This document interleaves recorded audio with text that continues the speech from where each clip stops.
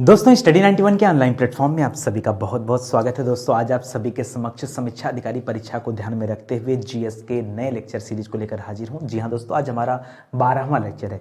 जिन बच्चों ने पीछे के वीडियोस नहीं देखे, मैं चाहूँगा एक बार देख लीजिए और हम पढ़ क्या रहे हैं, किस तरीके से पढ़ रहे हैं, सबसे पहले मैं आपको बताना चाहूँगा। ठीक है, ध्यान दीजिएगा, जो आपका जीएस का सिलेबस है उसमें ये सारी चैप्टर से सवाल आते हैं। ठीक है, चाहे वो प्राचीन इतिहास हो, चाहे मध्यकालीन भारत का इतिहास हो, चाहे आधुनिक भारत का इतिहास हो, चाहे भूगोल में विश्व का भूगोल हो, भारत का भूगोल हो, संविधान हो, या फिर जनसंख्या नगरीकरण हो, या फिर यूपी स्पेशल हो, या साइंस के सवाल हो, साइंस टेक के सवाल हो, इन्वायरमेंट के सवाल हो, एग्रीकल्चर के सवाल हो। ठीक है, इन सभी चैप्टर से सवाल आते हैं। मेरा अपना मानना है कि जब तक हम सभी चैप्टर के ऊपर अपनी नजर नहीं बनाएंगे तब तक कहीं ना कहीं कोई ना कोई चैप्टर कमजोर रहेगा। जनरली होता है कि हम लोग इतिहास, भूगोल, संविधान तो पढ़ते हैं लेकिन एग्रीकल्चर के सवाल नहीं देखते हैं, साइंस एंड टेक के सवाल नहीं देखते हैं, विविध के सवाल नहीं देखते हैं, यूपी स्पेशल सवाल नहीं देखते।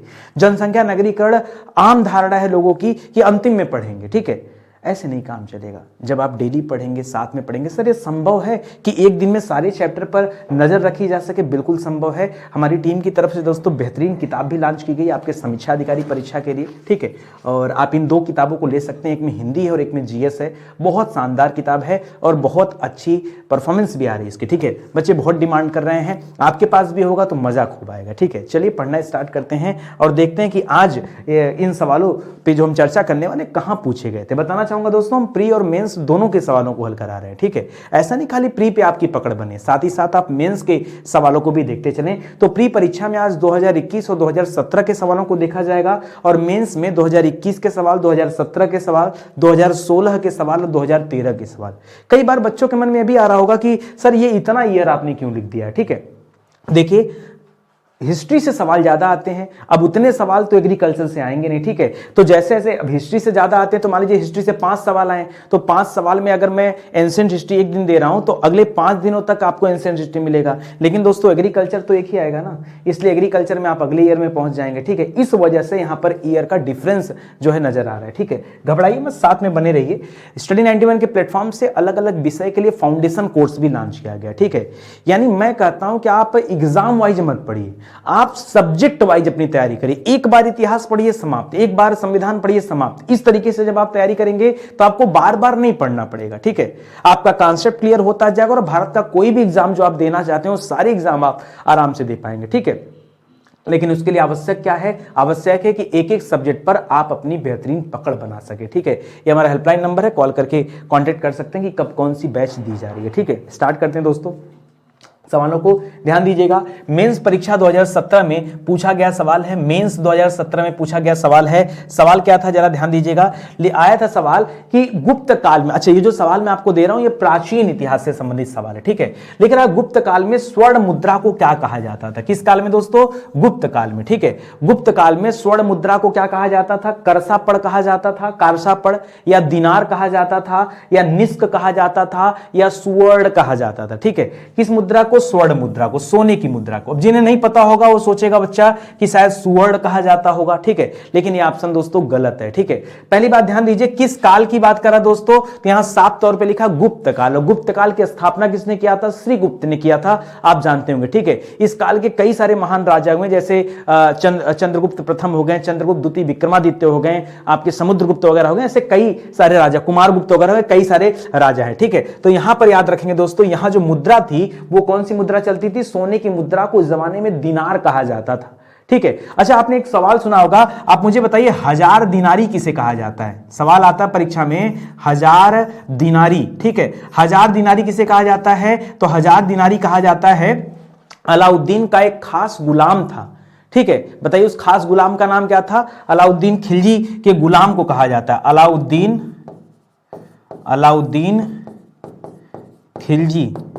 खिलजी का गुलाम था, जिसका नाम था मलिक काफूर। क्या नाम था दोस्तों? मलिक काफूर। ठीक है, मलिक काफूर को किस नाम से जाना जाता है? याद रखेंगे, मलिक काफूर को कहा जाता है 1000 दिनारी। क्या कहा जाता है?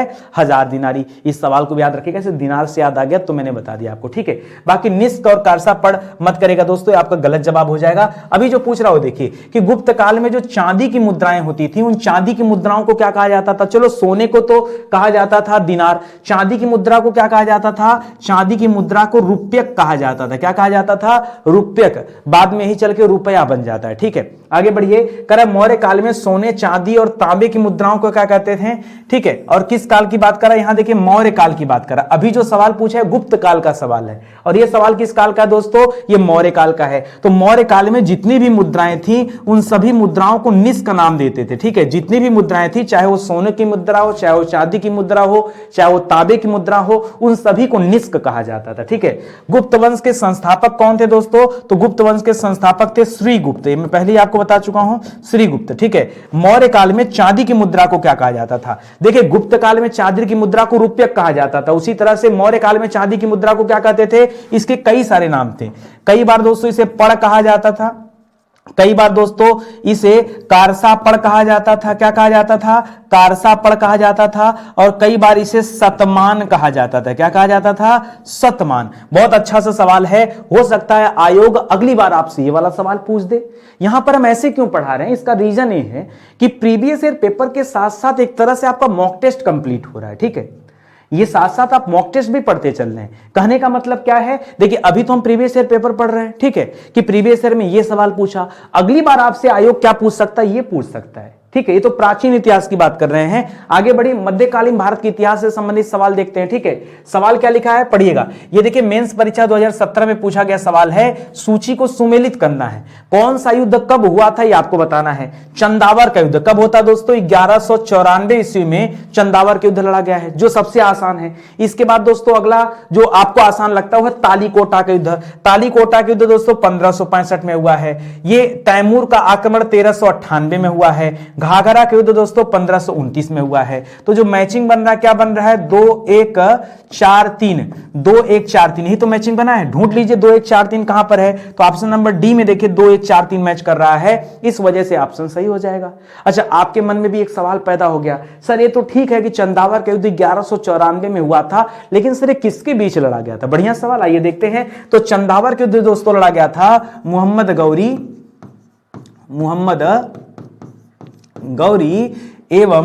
एवं जयचंद के बीच। किसके बीच दोस्तों, मोहम्मद गौरी एवं जयचंद के बीच।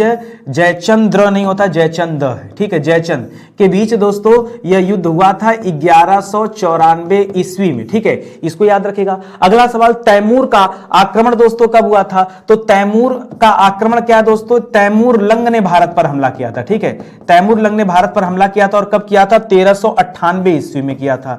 कब किया था दोस्तों, 1398 ईस्वी में ये तैमूर लंग का भारत पर आक्रमण हुआ था। तालीकोटा का युद्ध दोस्तों, ये तालीकोटा का युद्ध हुआ है 1565 ईस्वी में। अगला सवाल आता है कि तालीकोटा का युद्ध भी दोस्तों किसके बीच में लड़ा गया, तो याद रखेगा प्रसिद्ध विजयनगर साम्राज्य और दक्कन के बीच यह युद्ध लड़ा गया था। घाघरा का युद्ध दोस्तों किसके बीच लड़ा गया, तो घाघरा का युद्ध बाबर द्वारा लड़ा गया अंतिम युद्ध था। बाबर ने 1529 ईस्वी में अपनी आखिरी लड़ाई लड़ी है। बाबर किसके बीच में दोस्तों, तो यहां बाबर और बंगाल सेना के बीच। ठीक है, बंगाल के साथ साथ दोस्तों बिहार की सेना भी इसमें शामिल थी। तो ये लड़ाई दोस्तों यहां पे लड़ा गया। इस तरह से बाबर ने अपने जीवन काल में 4 युद्ध लड़ा है। पहला युद्ध लड़ा था पानीपत का प्रथम युद्ध, जो हुआ था 1526 ईस्वी में। ठीक है, दूसरा युद्ध दोस्तों राणा सांगा के साथ लड़ा गया था। ठीक है, राणा सांगा के साथ लड़ा गया था 1527 ईस्वी में, खानवा का युद्ध। ठीक है, और तीसरा युद्ध 1528 ईस्वी में लड़ा गया था राजा मेदिनी राय के साथ। किसके साथ, राजा मेदिनी राय के साथ। इस तरह से दोस्तों ये चौथा युद्ध आता है घाघरा के युद्ध। तो ये 4 युद्ध हुए हैं, इन चारों को आप याद रखेंगे। ठीक है, आयोग के दिमाग को समझिए कि आज आयोग क्या पूछा, कल क्या पूछने वाला है। ठीक है, आइए इसी तरह से आगे बढ़ते हैं और आधुनिक भारत के इतिहास से सवाल देखते हैं। देखिए प्री परीक्षा 2021 में पूछा गया सवाल है। ठीक है, इसका मतलब है कि सबसे ज्यादा सवाल जो है, जैसे आज हम 12वां सवाल कर रहे हैं ना, आज हमारा 12वां दिन है, तो 12वां सवाल भी मॉडर्न हिस्ट्री से है। और 12 सवाल दोस्तों खाली प्री परीक्षा में पूछा गया था, केवल किस विषय से, मॉडर्न हिस्ट्री से। इसका मतलब इंपॉर्टेंट है मॉडर्न हिस्ट्री, ज्यादा फोकस कीजिएगा।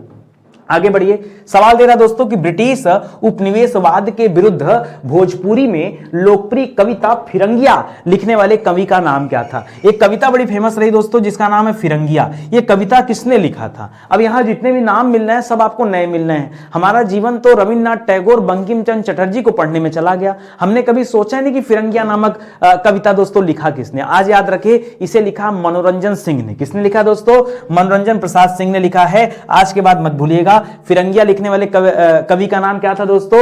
मनोरंजन प्रसाद सिंह। आइए जो आप याद रखते हैं जरा वहां देख लेते हैं। तो प्रसिद्ध फिरंगिया कविता दोस्तों कब लिखी गई? ये तो ठीक है कि मनोरंजन प्रसाद जी ने लिखा है, ठीक है, मनोरंजन सिंह या मनोरंजन प्रसाद सिंह, ठीक है, इन्होंने लिखा हो तो ठीक है। लेकिन अगला सवाल है कि कब लिखा गया? तो याद रखेगा दोस्तों, ये कविता लिखा गया था असहयोग आंदोलन के दौरान। कब लिखा गया था दोस्तों?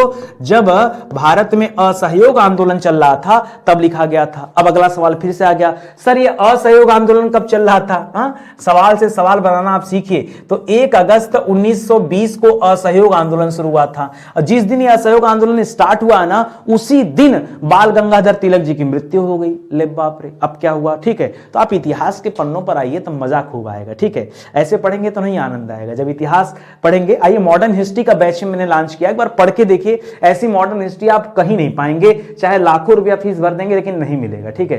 केवल 999 का कोर्स है, modern history special batch, pre and mains दोनों कवर है वहां पे, ठीक है। चलिए खैर आगे बढ़ते हैं, अगला सवाल देखते हैं। राष्ट्रीय गीत वंदे मातरम किसके द्वारा लिखा गया? तो वंदे मातरम तो बच्चा बच्चा जानता भाई कि हमारा राष्ट्रीय गीत है, और इसे लिखा है बंकिम चंद्र चटर्जी जी ने। किसने लिखा है?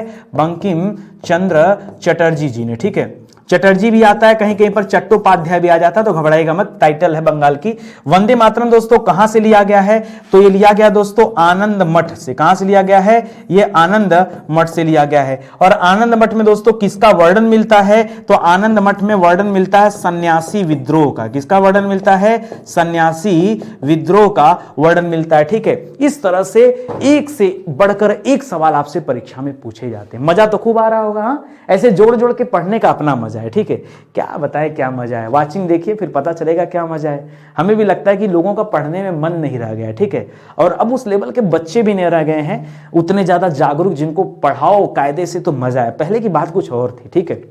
चलिए फिलहाल आगे बढ़ते हैं। प्री परीक्षा 2021 में देखिए सवाल पूछा था भारत के भूगोल से। अगला जो हमारा सब्जेक्ट है वह भारत का भूगोल, और सूची 1 को सूची 2 से मिलाने की बात कर रहा है, ठीक है। आपको बताना है कि जलोढ़ मिट्टी जो है ये भारत के किस क्षेत्र में पाई जाती है? तो भैया बच्चा बच्चा जानता है कि जलोढ़ सबसे उपजाऊ मिट्टी होती है, और ये उत्तर प्रदेश और बिहार के क्षेत्र में जलोढ़ मिट्टी पाई जाती है। इसी तरह से काली मरुस्थली मिट्टी तो सबसे आसान है, राजस्थान में मिलती है। काली मिट्टी दोस्तों आंध्र प्रदेश में मिलती है, और लाल मिट्टी दोस्तों आंध्र प्रदेश में मिलती है। काली मिट्टी कहां? महाराष्ट्र में मिलती है। महाराष्ट्र गुजरात वाला जो बेल्ट है, दक्कन वाला, ठीक है, वहां ये चल जाएगा। लाल मिट्टी दोस्तों असम वगैरह में मिलती है, ठीक है, उसको भी याद रखिए। फिलहाल उत्तर देखिए क्या हो जाएगा, तो हो जाएगा 2 3 4 1। 2 3 4 1 आपका सही जवाब है, ढूंढ लीजिए। तो 2 3 4 1 ऑप्शन नंबर बी में मिल रहा है। इस प्रकार ये आपका सही जवाब हो गया, ठीक है। आइए और देखते हैं, लिख रहा है गुजरात और महाराष्ट्र में किस प्रकार की मिट्टी पाई जाती है दोस्तों? तो यहां काली मिट्टी का क्षेत्र है। क्या दोस्तों? यहां पर काली मिट्टी पाई जाती है। आपको पता है काली मिट्टी को अन्य किस नाम से जानते हैं? काली मिट्टी को दोस्तों कपासी मिट्टी भी कहा जाता है, या फिर इसे स्वतः जुताई वाली मिट्टी भी कहा जाता है। क्या कहा जाता है? स्वतः जुताई वाली मिट्टी। ऐसा क्यों कहा जाता है? मिट्टी फट सी जाती है, ठीक है, इसीलिए। और इस मिट्टी में दोस्तों सबसे बढ़िया कपास की खेती होती है, तो उसे भी याद रखेंगे। मध्य प्रदेश, उड़ीसा और झारखंड और नागपुर का जो बेल्ट है, यहां क्या पाई जाती है दोस्तों? तो यहां पे अगर अच्छा मध्य प्रदेश और उड़ीसा वाला जो बेल्ट है और फिर नागपुर वाला जो बेल्ट है, यहां लाल मिट्टी चलती है। कौन सी मिट्टी चलती है? लाल मिट्टी चलती है, ठीक है। आगे क्या दे रहा है? राजस्थान में दोस्तों तो थार का मरुस्थल है, इसलिए यहां पर क्या आ जाएगा? मरुस्थलीय मिट्टी हो जाएगा। क्या हो जाएगा? मरुस्थलीय मिट्टी, ठीक है, यानी रेत वाली जो मिट्टी होती है वो पाई जाती है। दक्षिणी प्रायद्वीप या दक्षिण पूर्व में या असम के क्षेत्र में दोस्तों कौन सी मिट्टी मिलती है? तो असम के क्षेत्र में दोस्तों लैटराइट मिट्टी मिलती है, लैटेराइट मिट्टी, ठीक है। लैटराइट मिट्टी की खासियत पता है क्या है? इसमें चाय का उत्पादन, जी हां, इसमें चाय का उत्पादन बहुत ज्यादा होता है। तो इसका उत्पादन, चाय का उत्पादन बहुत ज्यादा होता है, ठीक है, इसीलिए असम वगैरह में चाय की खेती आप देखते हैं। ये सवाल तो फिलहाल भारत के भूगोल से संबंधित है। इसी तरह से अगला सब्जेक्ट हमारा विश्व का भूगोल, ठीक है। विश्व का भूगोल से सवाल देखिए, प्री परीक्षा 2021 में पूछा गया सवाल है। लिख रहा है कि समुद्री चक्रवाती तूफान जो ताउते आया था, आपने सुना होगा, ये किस सागर में उत्पन्न हुआ था, ये बताना है। क्या बंगाल की खाड़ी उत्पन्न हुआ था, हिंद महासागर में, या कैस्पियन सागर में? तो दोस्तों आप एक तरह से करंट का भी सवाल है, याद रखेगा। फिलहाल अरब सागर में उत्पन्न हुआ था ताउते चक्रवात, ठीक है, ताउते चक्रवात। आइए सवाल देखते हैं। सवाल आया था दोस्तों ताउते का नामकरण किसने किया था, ठीक है, किसने इसे ताउते नाम दिया था? तो दोस्तों अरब सागर और हिंद महासागर के आसपास के जो स्थित देश है ना, वो देश मिलकर के दोस्तों इनका क्या करते हैं? नामकरण करते हैं। तो ताउते का नामकरण किया था म्यांमार देश ने, ठीक है। किसने किया था?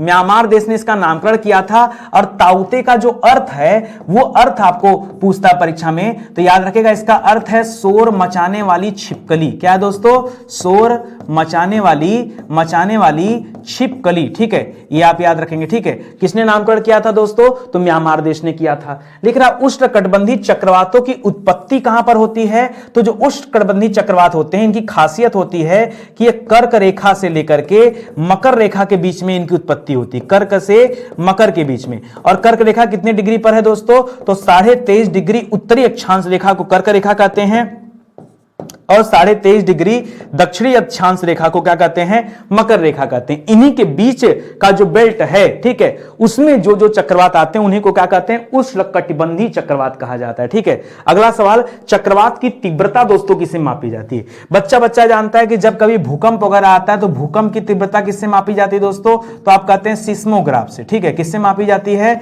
सिस्मोग्राफ से। ठीक है, अच्छा मान लीजिए किसी बच्चे ने कहा सिस्मोग्राफ, किसी बच्चे ने कहा रिक्टर स्केल। क्या गड़बड़ है क्या? रिक्टर स्केल नहीं सर, इसकी तीव्रता दोनों से मापी जाती है। सिस्मोग्राफ भी सही जवाब है और रिक्टर स्केल भी सही जवाब है। यानी भूकंप की तीव्रता अगर मापनी तो इससे माप सकते हैं। उसी तरह से चक्रवात की तीव्रता दोस्तों किससे मापी जाती है? तो इसका नाम है सैफिर सिम्पसन। क्या नाम है दोस्तों? सैफिर सिम्पसन। ठीक है, सैफिर सिम्पसन द्वारा दोस्तों क्या मापा जाता है? याद रखेंगे, चक्रवात की तीव्रता मापी जाती है कि कितना तेज गति से चक्रवात आया था, इसमें हवाओं की गति जो थी वो कितना थी। ठीक है, तो ये सारी चीजें मिलती हैं यहां पर। ठीक है, तो इसको याद रखेगा, ये भी अच्छा सवाल है। अगले सवाल पर आइए। अगला सवाल दोस्तों जनसंख्या नगरीकरण से। ये वही वाला चैप्टर जो आप छोड़ देते कि अंतिम में पढ़ा जाएगा और अंतिम में आपसे विदाई ले लेता है। ठीक है, आइए पढ़िए, बहुत डिफिकल्ट सवाल है, बड़ा ध्यान से पढ़िएगा।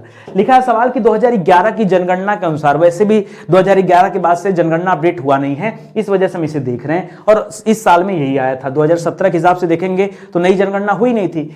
निम्नलिखित में से किस भारतीय राज्य में महिला साक्षरता न्यूनतम थी? ठीक है, क्या पूछ रहा है? एक तो साक्षरता पूछ रहा है। अच्छा, साक्षरता की बात आ गई तो मैं आपको बताना चाहूंगा, जब इस साक्षरता के लिए आबादी गिनी जाती है ना, तो किसे किसे गिना जाता है? उसमें से कुछ लोगों को छोड़ दिया जाता है। आपको पता है किसको छोड़ दिया जाता है?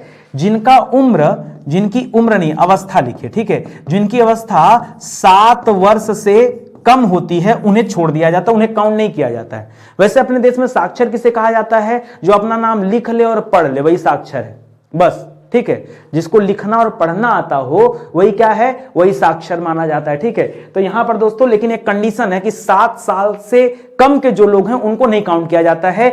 इसमें साक्षरता वाले मुझसे ऊपर के लोगों को काउंट किया जाता है, पहली बात। दूसरी बात, अब चलिए पूछ ही दिया, ऊपर से हमसे महिला साक्षरता पूछ रहा है, तो आप में से ज्यादातर लोगों को ही पता होगा कि महिला साक्षरता में जो पहला स्थान है, मतलब सबसे निचला स्थान है, नीचे से पहला, वो दोस्तों बिहार का है, जो आप लोगों ने रट के बैठा है। यहां तो बिहार का कोई ऑप्शन है ही नहीं। अब क्या करोगे? अच्छा, जिन्होंने बहुत मेहनत करके दूसरा भी रटा होगा, मैं बता दूं दूसरा स्थान दोस्तों अरुणाचल प्रदेश का है महिला साक्षरता में, वो भी यहां पर नहीं दिया है। तीसरा स्थान दोस्तों किसका है? तीसरा स्थान राजस्थान का है। ठीक है, तो दोस्तों यहां देखिए सवाल कितने अंदर से जाके पूछ रहा है। सवाल पहला दूसरा से पूछ सकता था, नहीं पूछा। उसे पता था एग्जामिनर को कि आपको आता है। अभी क्या ढूंढना एग्जामिनर को? आपको क्या नहीं आता है, तो आपको ये वाले पॉइंट नहीं आते। ठीक है, फिलहाल इस हिसाब से देखा जाए तो यहां पर जो सही जवाब है क्या हो जाएगा दोस्तों? राजस्थान सही उत्तर हो जाएगा। आइए सवाल से सवाल बनाते हैं और अगला सवाल देखते हैं। ठीक है, ये सवाल भी देखिए प्री परीक्षा 2017 का था, मैं अपने तरफ से कुछ नहीं दे रहा हूं। तो सर्वाधिक महिला साक्षरता वाला राज्य कौन सा? सबसे ज्यादा महिला साक्षरता किसकी है दोस्तों? तो नंबर 1 पर दोस्तों केरल है। मान लो आपसे केरल ना पूछे, कुछ और पूछ दे तो दूसरे नंबर पर याद रखेगा दोस्तों लक्षद्वीप है। ठीक है, दूसरे नंबर पर कौन सा दोस्तों? लक्षद्वीप। और तीसरे नंबर पर किसका नाम आता है दोस्तों? मिजोरम का नाम आता है। ठीक है, तो ये दोस्तों सर्वाधिक महिला साक्षरता की बात कर रहे हैं। इसी तरह से सर्वाधिक पुरुष साक्षरता वाला भारतीय राज्य दोस्तों कौन सा है? तो केरल को देखेंगे तो दोस्तों केरल दोनों में टॉप पर है। ठीक है, दोनों में मतलब महिला साक्षरता भी सबसे ज्यादा केरल में है और पुरुष साक्षरता भी सबसे ज्यादा केरल में है। न्यूनतम महिला साक्षरता वाला राज्य कौन सा है? तो न्यूनतम वाला महिला साक्षरता हमने आपको समझाया कि पहले तो बिहार आएगा, बिहार के बाद दोस्तों अरुणाचल आएगा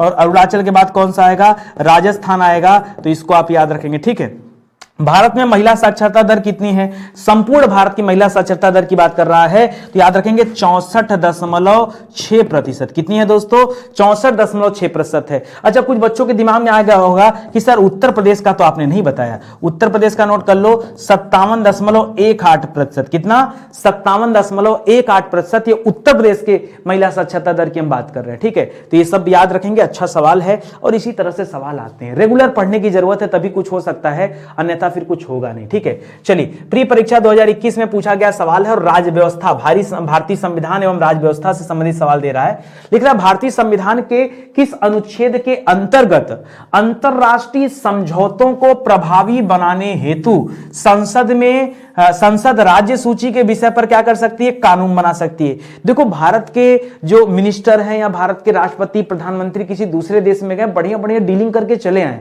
कि भैया आप आइए हमारे देश में प्रोजेक्ट लगाइए। अरे भैया, देश आपका था लेकिन प्रोजेक्ट तो किसी राज्य में लगेगा ना। भारत में रह के भारत को ढूंढोगे, कहां भारत है बताइए? तो भारत क्या है? राज्यों का संघ है। भारत कहीं स्थान का नाम नहीं कि यही भारत है।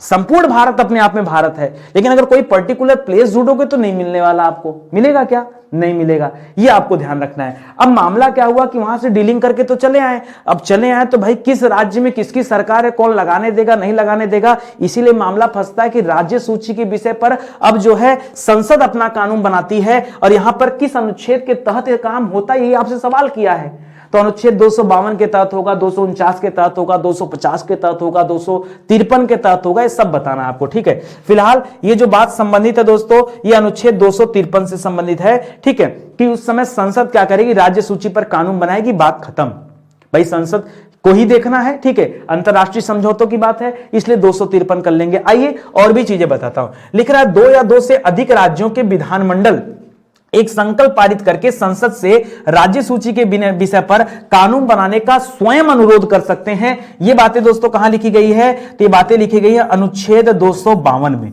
ध्यान दीजिएगा मैंने क्या समझाया। जब वो स्वयं अनुरोध करे कि नहीं आप आइए हमारे यहां कानून बनाइए, कौन चाहता है ऐसा?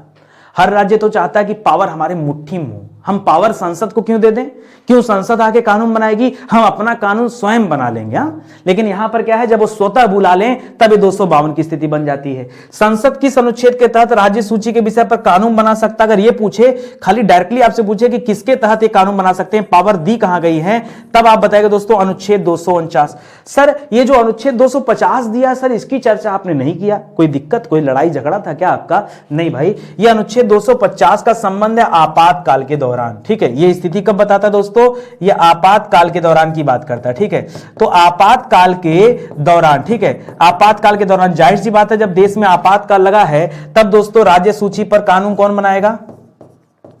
राज्य सूची पर कानून कौन तैयार करेगा? अब तो स्पेशली ये पावर संसद को मिल जाता है। क्यों? क्योंकि स्थिति कैसी दोस्तों? आपातकाल की स्थिति चल रही है। उस कंडीशन में अनुच्छेद 250 की बात होती है। ठीक है, तो भले पूछा हमसे किसी एक अनुच्छेद के बारे में हो, लेकिन जानकारी हमें इस ऑप्शन में दिए गए सभी अनुच्छेद के बारे में होना चाहिए, क्योंकि मे बी कल आपसे परीक्षा में इन सभी के बारे में पूछ दे।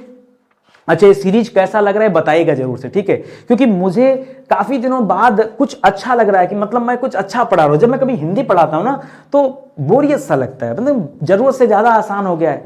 अब यहाँ क्या है, सारे सब्जेक्ट पर चिंतन करना, मनन करना, सवाल से सवाल बनाना, उत्तर दिलाना। ठीक है, कि मेरा भी मेहनत हो जाता है, लेकिन मेहनत का तो अपना मजा है। सही कर रहा हूं गलत? हाँ, जब आप मेहनत से पढ़ते हैं तो उसका अपना मजा है। ठीक है, चलिए अभी तक तो हमने उस सब्जेक्ट पर बात किया जो आप पढ़ते हैं। अब थोड़ी देर बाद उस सब्जेक्ट पे चर्चा करेंगे जो आप नहीं पढ़ते हैं। आइए पहले चर्चा करते हैं दोस्तों भौतिक और रसायन से संबंधित सवाल। देखिए मेंस परीक्षा 2017 में पूछा गया सवाल है। सवाल था कि वैज्ञानिक प्रबंधन का जनक किसे कहा जाता है?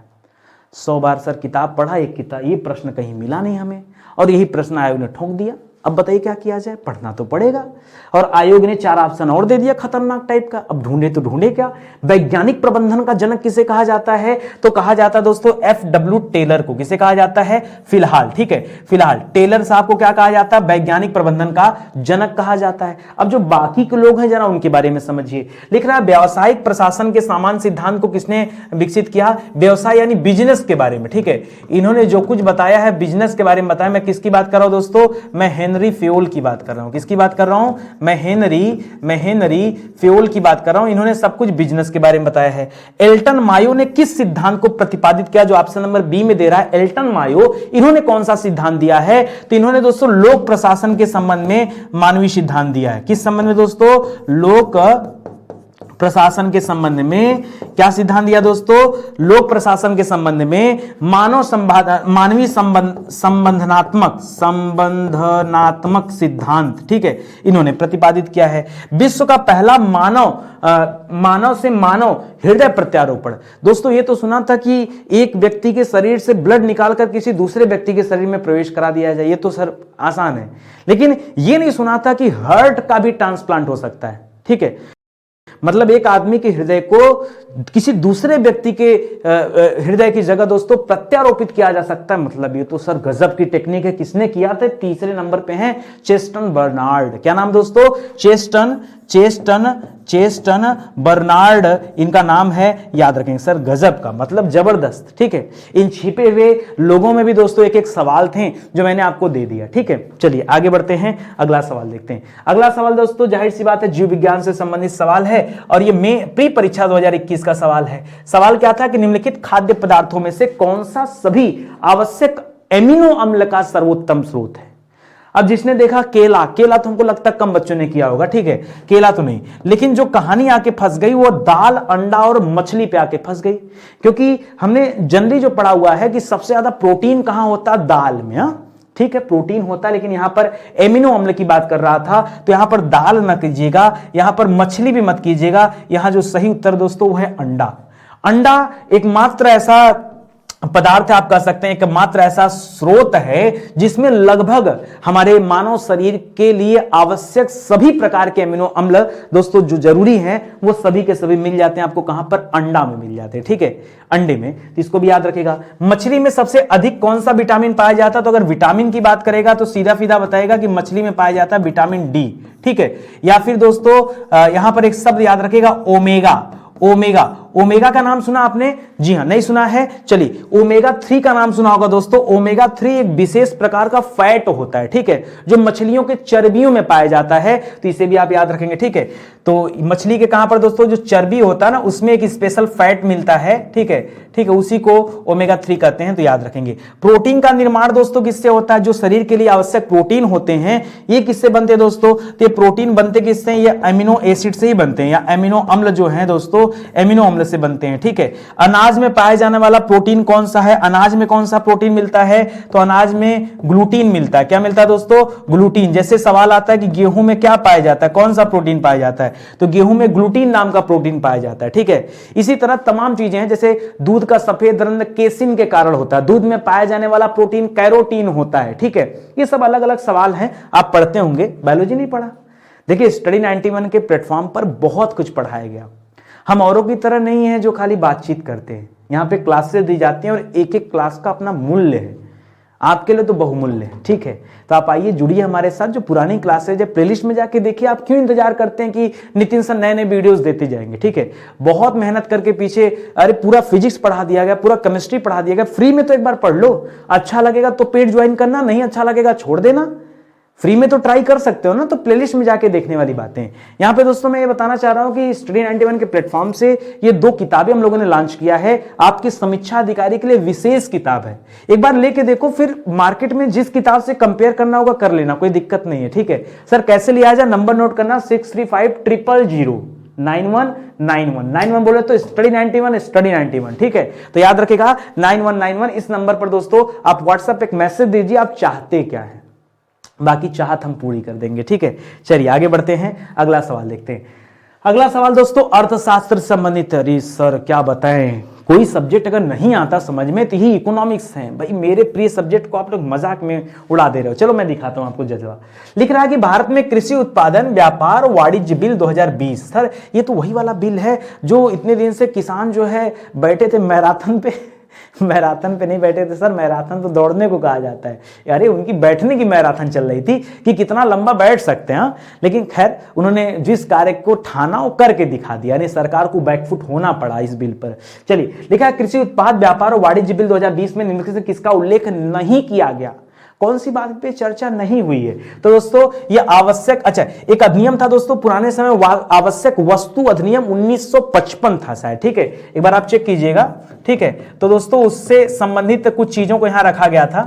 आवश्यक वस्तु अधिनियम कब था दोस्तों? 1955, ठीक है। इसमें संशोधन करके कुछ चीजें रखा गया। तो पहला वाला तो था संविदा कृषि की भी बात की गई थी। न्यूनतम समर्थन मूल्य की बात नहीं हुआ था। न्यूनतम समर्थन मूल्य को दोस्तों एमएसपी कहते हैं, ठीक है। अच्छा एमएसपी का फुल फॉर्म जानते हैं? एम माने सर मिनिमम हो जाएगा, यस माने सर समर्थन हो जाएगा, और पी माने प्राइस हो जाएगा ना, नहीं समर्थन नहीं होगा। एस माने होता सपोर्ट, क्या होता दोस्तों? समर्थन को क्या कहते हैं? सपोर्ट। अब क्या हो जाएगा? मिनिमम सपोर्ट प्राइस, ठीक है, इसको एमएसपी बोलते हैं। तो एमएसपी के बारे में कोई बातचीत नहीं था, बाकी आवश्यक वस्तुओं के बारे में बातचीत था, संविदा कृषि के बारे में था, कृषि उत्पादन विपणन समितियों के बारे में बातचीत था, वहां पे मतलब इन तथ्यों को रखा गया था, ठीक है। तो क्या नहीं था ये भी पढ़ लीजिए। आगे सवाल देखिए, लेकिन भारत में कृषि बाजार मुख्य रूप से नियंत्रित होते हैं। भारत में जितने भी कृषि बाजार हैं ये किसके द्वारा दोस्तों नियंत्रित किए जाते हैं ये बताना है, क्योंकि भारत की बात कर रहा तो भारत तो नियंत्रित करेगा नहीं, नियंत्रित कौन करेगा दोस्तों? राज्य करता है। तो राज्य का जो कृषि विपणन, कृषि उत्पाद विपणन होता है, राज्य कृषि उत्पाद विपणन, ठीक है, उत्पाद विपणन, ठीक है, विपणन माने क्या होता है सर? विपणन कहा जाता है डिस्ट्रीब्यूशन को, भाई हिंदी में लिखा है, परेशान हो रहे हैं, ठीक है, डिस्ट्रीब्यूशन, ठीक है। तो इसके द्वारा दोस्तों नियंत्रित होता है। उपरोक्त बिल के अनुसार किसान उपज का अर्थ है। अच्छा ये जो बिल था, इस बिल के अनुसार किसान उपज का मतलब क्या है? तो याद रखिए यहां केवल अनाज की बात नहीं हो रहा था, यहां अनाज के साथ साथ दोस्तों सब्जी की भी बात हो रही थी, सब्जी के साथ साथ फल की भी बात हो रही थी, फल के साथ साथ दोस्तों मसालों की भी बात हो रही थी, ठीक है। मतलब इस बिल में केवल अनाज नहीं है, उसमें ये सारी चीज में है, ठीक है। इसी तरह से जो चीजें आप नहीं जानते जरा वो देखिए, इसमें पोल्ट्री की बात भी हो रही थी, इसमें डेयरी यानी दुग्ध उत्पाद की भी बात हो रहा था, ये लोग नहीं जानते, ठीक है। इसमें कपास का भी बात था, इसमें जूट वगैरह की बात था। सर ये तो नकदी फसल हो गए, ठीक है, ये तो नकदी फसलों की बात कर दिया। हाँ वो सारे तथ्य यहां पे शामिल थे, ये बिल इन सभी से संबंधित था, इसको भी याद रखेंगे। न्यूनतम समर्थन मूल्य जो है दोस्तों, जो एमएसपी है, उसके अंतर्गत अभी वर्तमान में कितनी फसलें हैं? तो यह सवाल आता है। तो अभी लिख तो सकता नहीं लेकिन मोटी मोटा आपको बता दूं, इसमें दोस्तों आता है 6 रबी की फसल है, 6 दूना के 12 2 14 खरीफ की फसल है, ठीक है, याद रखेंगे 6 दूना 12 2 14 खरीफ की फसल है, और जो 2 मैंने एक्स्ट्रा जोड़ा था वो 2 क्या है? वाणिज्यिक है, ठीक है, 2 क्या है दोस्तों? वाणिज्यिक है, वाणिज्यिक फसल है, ठीक है। तो दोस्तों कुल कितनी फसलें हैं? तो 14 6 20 2 22। अगर आपसे पूछ दे कुल कितना है तो कुल कितना दोस्तों? 22, और उसमें पूछ दे कितना रबी का तो 6 रबी का, 14 खरीफ का और 2 वाणिज्यिक फसलों को शामिल किया गया है। ये तथ्य आप याद रखेंगे, ठीक है। ये इकोनॉमिक्स का सवाल था इसीलिए आपको भय लगता है, ठीक है। जब आप पढ़ने लगोगे तो नहीं भय लगेगा। अगला सवाल दोस्तों इन्वायरमेंट से संबंधित, पर्यावरण से संबंधित सवाल देखिए, ठीक है। प्री परीक्षा 2021 में पूछा गया सवाल है, लिख रहा है कि भारत वन स्थिति रिपोर्ट 2019 के अनुसार निम्नलिखित में से किस राज्य में जनजातीय जिलों की संख्या सबसे अधिक है? सबसे ज्यादा जनजातीय जिले कहां पर हैं? तो नंबर 1 पर दोस्तों सबसे ज्यादा जनजातीय जिले हैं जो, वो हैं दोस्तों मणिपुर में। कहां पर दोस्तों? सबसे ज्यादा मणिपुर में है। दूसरे नंबर पे दोस्तों कौन सा है? दूसरे नंबर पे जनजातीय जिले आते हैं नागालैंड में है, और तीसरे नंबर पे दोस्तों कौन आता है? याद रखिएगा मेघालय आता है, ठीक है, मेघालय आता है। मैं दोस्तों किसकी बात कर रहा हूं? मैं जनजातीय जिलों की बात कर रहा हूं, बाद में झगड़ा मत कीजिएगा। मैं किसकी बात कर रहा हूं? मैं जनजातीय जिलों की बात कर रहा हूं। अगर यही सवाल दे देता जनजातीय आबादी के बारे में, ठीक है, आबादी, तो आबादी पूछता तो हम बताते मध्य प्रदेश। मध्य प्रदेश में कुल जनजातीय आबादी के 21% लोग रहते हैं। क्या कहा मैंने? मध्य प्रदेश में कुल जनजातीय आबादी के 21% के बराबर लोग रहते हैं। यहां फिलहाल जिले की बात किया था, तो उस हिसाब से हमारा जो सही उत्तर हो जाएगा क्या हो जाएगा? मणिपुर हो जाएगा। यहां देखिए क्या लिखा है, लिख रहा है जनजातीय जिलों की सबसे अधिक संख्या है। अब संख्या भी आप कहोगे सर ये बता ही रहे हो तो संख्या भी बता दो, चलो आप तो सब जान लेते हैं हमसे, ठीक है, सब यहीं पढ़ लो, हाँ, कुछ पेड़ में ना बचे पढ़ने के लिए। 16 याद रखेगा। दूसरे नंबर पे नागालैंड भी पीछे नहीं है, नागालैंड बस 1 नंबर से पीछे चल रहा है। नागालैंड में 15 जिले क्या है? जनजातीय जिले हैं। और नागालैंड के बाद जो मेघालय वो भी बहुत पीछे है, उसमें 12 जिले हैं। कितना है? मेघालय में कितने हैं दोस्तों? मेघालय में 12 जिले। तो आज ये पूछा, कल आपसे कुछ और भी पूछ सकता है, परसों कुछ और पूछ सकता है। परसों मान लीजिए मिजोरम पूछ दिया, चौथे नंबर पे क्या रख लीजिए, मिजोरम। मिजोरम में 11 जिले हैं। कितना है दोस्तों, 11 जिले। आदिवासी जिलों में कुल वन क्षेत्र का भौगोलिक क्षेत्र कितना है, मतलब जितना कुल वन क्षेत्र उसका भौगोलिक क्षेत्र कितना आदिवासी वालों में, तो लगभग दोस्तों आंकड़ा मुझे याद है लगभग 37% लीजिए, दशमलव में है, मुझे ध्यान नहीं आ रहा है, ठीक है। सर्वाधिक जनजाति वाला राज्य कौन सा बताए, तो सर्वाधिक जनजाति वाला राज्य कौन सा है, मध्य प्रदेश है। कितनी जनजाति है वहां पर दोस्तों, तो 21%, ठीक है। तो याद रखेंगे, यह भी सवाल अच्छा हो जाएगा, ठीक है। समझ में आ गया ना, बहुत इंपॉर्टेंट सवाल है, पर्यावरण का सवाल है, ठीक है। चलिए आगे बढ़ते हैं, अगला सवाल देखते हैं। अगला सवाल दोस्तों किससे है, कृषि से है, एग्रीकल्चर से संबंधित सवाल देख लीजिए। ये मेंस परीक्षा 2016 में पूछा गया सवाल है, ठीक है।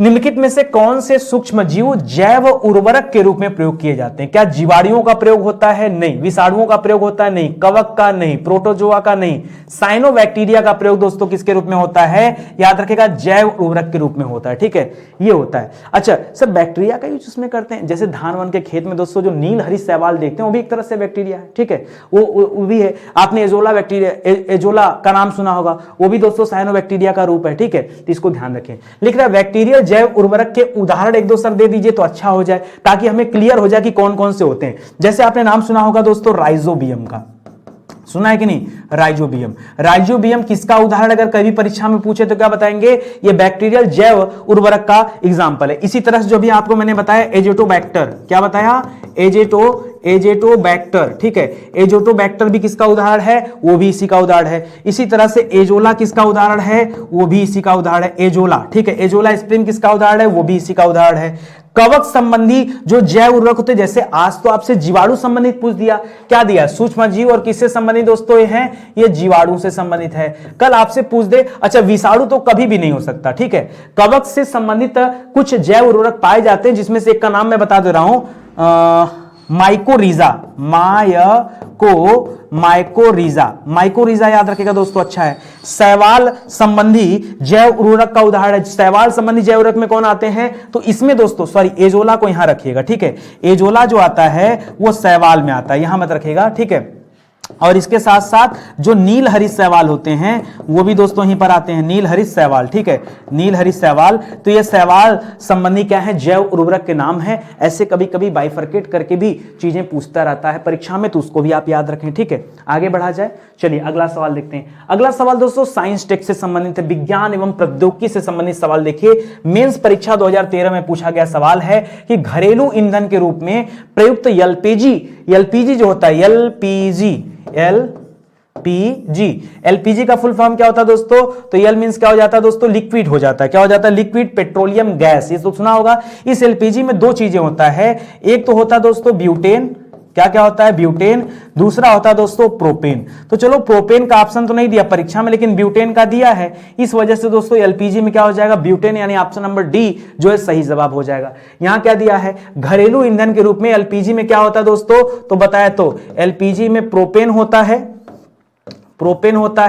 प्लस ब्यूटेन होता है, प्रोपेन और ब्यूटेन पाया जाता है। अच्छा जो प्राकृतिक गैस होता है दोस्तों, ठीक है, जो प्राकृतिक रूप से पाया जाने वाला गैस है उसमें क्या क्या होते हैं, उसमें भी दो चीजें होते हैं। उसमें होता है दोस्तों मीथेन यानी CH4, और क्या होता है दोस्तों, और उसमें होता है ईथेन, मीथेन और ईथेन होता है। करेक्ट। किस ईंधन का उच्चतम कैलोरी मान होता है, किस ईंधन का उच्चतम कैलोरी मान होता है, तो हाइड्रोजन का, ठीक है। हाइड्रोजन बहुत ही ज्वलनशील है, और हाइड्रोजन का जो होता है, अच्छा हाइड्रोजन में क्या, तो आपने सुना होगा हाइड्रोजन ईंधन के बारे में। हाइड्रोजन ईंधन की बात करें दोस्तों तो याद रखेगा 1.5 लाख किलो जूल प्रति किलोग्राम, किलो जूल प्रति किलोग्राम, ठीक है। ये दोस्तों क्या है, 1.5 लाख प्रति किलो जूल प्रति किलोग्राम।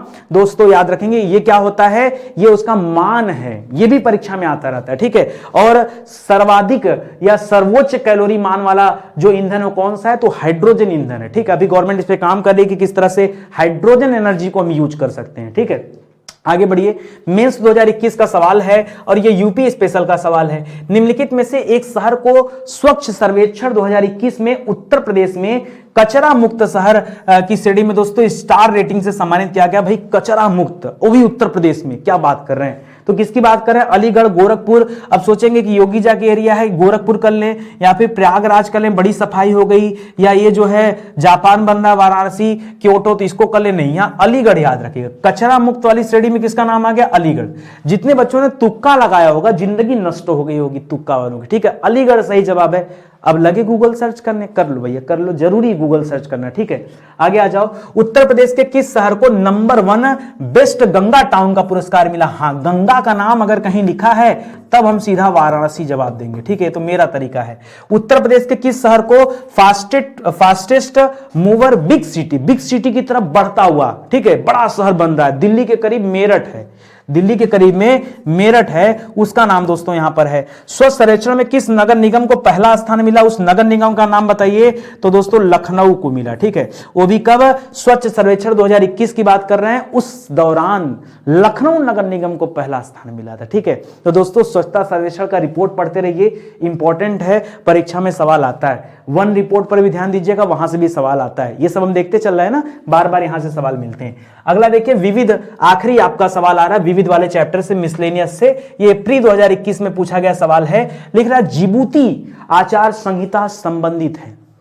जिबूती आचार संहिता किससे संबंधित है? अब जो बच्चा नहीं जानेगा, तुक्का वाले क्या करेंगे, जिबूती कोई देश वैसे अफ्रीका में ऐसा कुछ लगता है, कहीं पढ़ा था, याद नहीं आ रहा है। तो कांगो द्रोणी का संरक्षण नहीं, ठीक है। समुद्री डकैती के विरुद्ध अंतरराष्ट्रीय समूह, यही फिलहाल सही जवाब। मैं आपको बताता हूं, नैतिकता का घोषणा पत्र, परमाणु परीक्षण संचालन सिद्धांत, ये सब नहीं है। देखिए अरब के आसपास के जो समुद्री क्षेत्र, वहां पर अभी भी डकैती होती है, ठीक है। समुद्री डाकू सामानों को लूट ले जाते हैं, ठीक है। इसीलिए दोस्तों यहां जिबूती आचार संहिता आया। भारत को दोस्तों वर्ष 2020 में इसका पर्यवेक्षक बनाया गया। भारत को कब पर्यवेक्षक चुना गया दोस्तों? 2020 में पर्यवेक्षक का दर्जा दिया गया। पहले तो नहीं था भारत, ठीक है, बाद में बना है, ठीक है। तो इसको याद रखेंगे। यह समुद्री डकैतों के विरुद्ध एक अंतरराष्ट्रीय समूह है। जो किसने बनाया दोस्तों? तो आईएमओ ने बनाया, ठीक है। इंटरनेशनल मिलिट्री नहीं करिएगा, ठीक है, मैरीटाइम बोलते हैं ऑर्गेनाइजेशन, ठीक है। लिख रहा है जिबूती आचार संहिता को अपनाया गया। ये जिबूती आचार संहिता कब आया था, इसको कब अपनाया गया? तो ये अपनाया गया था 2009 में, और इसकी तिथि बड़ी अच्छी, 29 जनवरी, ठीक है। 30 जनवरी को महात्मा गांधी जी शहीद हुए हैं, उनके एक दिन पहले 29 जनवरी याद रखेगा, ठीक है। जिबूती आचार संहिता का निर्माण किसके तत्वावधान में किया गया? तो याद रखेगा आईएमओ के तत्वावधान में किया गया, अंतरराष्ट्रीय समुद्री संगठन, ठीक है। इसका जो हेडक्वार्टर दोस्तों ये कहां पर है? इसका हेडक्वार्टर लंदन में है। कहां पर दोस्तों? लंदन में, ठीक है। करा भारत का जिबूती आचार संहिता के तहत कब पर्यवेक्षक का दर्जा मिला है? तो ये 2020 में दोस्तों इसको क्या मिला है? पर्यवेक्षक का दर्जा मिला है, ठीक है। तो ये सारा सवाल आप याद रखिए। ऐसे ही सवाल दोस्तों आपके समीक्षा अधिकारी परीक्षा में आते हैं। अगर कोई भी व्यक्ति या कोई भी कोचिंग संस्थान आपको भटका रहा है तो देखो आप समझदार हैं। मैं क्यों पढ़ा रहा हूं? ये सारी बातें तो किताब में दिया है। दिक्कत इस बात की आप किताब पढ़ते नहीं है, ठीक है। किताब ले तो लेंगे, जल्दी पढ़ेंगे नहीं। तो साथ में इसलिए पढ़ा रहा हूं कि आप सच्चाई से पहले रूबरू होइए। केवल ये सोचकर कि हम समीक्षा अधिकारी बन जाएंगे, फार्म भरना बड़ी बात नहीं है। आपको ये पता होना चाहिए समीक्षा अधिकारी परीक्षा के लिए स्टैंडर्ड क्या है। जब तक आप उसके स्टैंडर्ड को नहीं समझेंगे तब तक कैसे जान पाएंगे कि क्या पढ़ना है और कितना पढ़ना है, कितना डीप पढ़ना है, कौन सा सब्जेक्ट पढ़ना है, क्या सिलेबस में है, कैसे जानकारी मिलेगी। तो देखिए परेशान ना होइए, पहले हकीकत देखिए जो सत्य है। तो जो परीक्षा में आया मैं वो आपको दे रहा हूं। और सबसे अच्छी बात कि डेली अपनी क्लास में हर एक सब्जेक्ट पर चर्चा हो रहा है। एक दिन में 15 चैप्टर पढ़ाना आसान नहीं है। ये 15 चैप्टर, मैंने जिस चैप्टर को मैं जिसे कह रहा हूं वो एक्चुअली में सब्जेक्ट है। एक दिन में 15 सब्जेक्ट पर ध्यान आकर्षित करना ये बहुत मुश्किल काम है। आप खुद ही समझदार हैं, लेकिन आप इस सीरीज से जुड़िए और अपनी तैयारी को मजबूत बनाइए। आगे दोस्तों एक तरह से आपका मॉक टेस्ट भी चल रहा है। जैसे आज आपका ये सवाल पूछा आयोग ने, अगली बार आपसे ये पूछ सकता है कि भाई पर्यवेक्षक कब बनाया गया भारत को, ठीक है, या जिबूती आचार संहिता किसके तत्वावधान में अपनाया गया, ऐसे पूछ सकता है, या कब वह जो है आया, ठीक है। तो यहां से भी सवाल बन सकते हैं। तो चीजों को समझिए, देखिए और ध्यान दीजिए, ठीक है। चलिए सेशन दोस्तों यहीं पे समाप्त होता है। उम्मीद करूंगा कि आपको अच्छा लगा होगा वीडियो। किताब जरूर से ले लीजिए, कई सारे ई बुक भी हैं, कई सारे कोर्स भी हैं। तो आप जब स्टडी 91 से जुड़ेंगे तो निश्चित रूप से आपको सारी चीजें मिलेंगी और आप जुड़े रहिए अच्छे से। डिस्क्रिप्शन में चेक कर लीजिए, बाकी सारा इंफॉर्मेशन डिस्क्रिप्शन में दिया गया है, ठीक है। चलिए सेशन यहीं समाप्त होता है, मिलते हैं अगले लेक्चर में। तब तक के लिए बहुत बहुत धन्यवाद आपका। जय हिंद, जय Bharat. Thank you so much.